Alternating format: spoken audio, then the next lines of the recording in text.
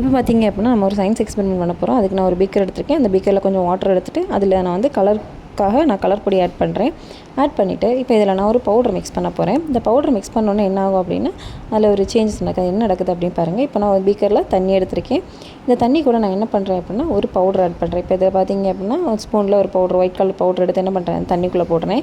இப்போ தண்ணிக்குள்ளே போட்டோன்னே என்ன ஆகும் அப்படின்னா அங்கே இருந்த தண்ணி அப்படியே அப்சர்வ் ஆகி இது வந்து ஜெல்லு மாதிரி மாறும். இப்போ பார்த்திங்க அப்படின்னா நான் பீக்கரை கமத்தும் போது என்ன ஆகலை, அந்த பீக்கரில் இருக்கக்கூடிய பொருள் என்ன ஆகலை, தண்ணி வந்து கீழே வரலை.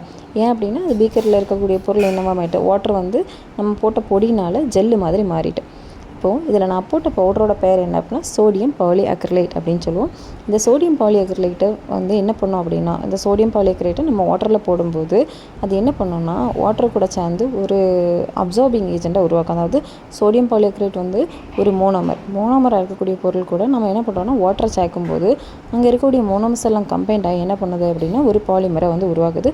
ஸோ இந்த காரணத்தினால தான் என்ன ஆகுது அப்படின்னு பார்த்தீங்கன்னா இது அப்படியே ஜெல்லு மாதிரி மாறி இது என்ன ஆகலை அப்படின்னா நம்ம தண்ணி ஊற்ற என்ன ஆகிட்டே இருக்குது அப்படின்னா தண்ணி அப்சர்வ் ஆகிட்டே இருக்குது. பாருங்கள், இப்போ நான் அந்த பீக்கரில் தண்ணி ஊற்றிட்டே இருக்கேன். அந்த ஒரு ஸ்பூன் அளவுக்கு தான் நான் பவுட்ரு போட்டேன்.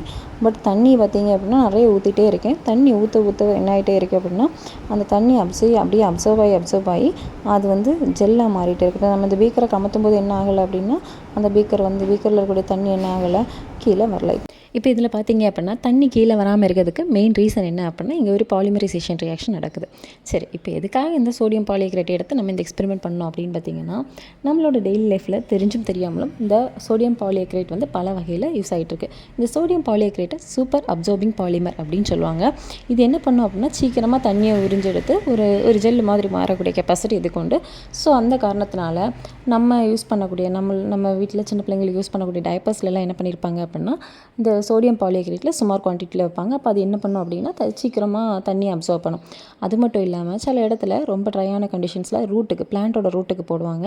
அப்போ அது தண்ணி அப்சர்வ் பண்ணி வைக்கும். நெக்ஸ்ட்டு பார்த்திங்க அப்படின்னா நம்ம பேப்பர் தயாரிக்கக்கூடிய இண்டஸ்ட்ரீஸ்லேயும் இந்த சோடியம் பாலிஅக்ரிலேட்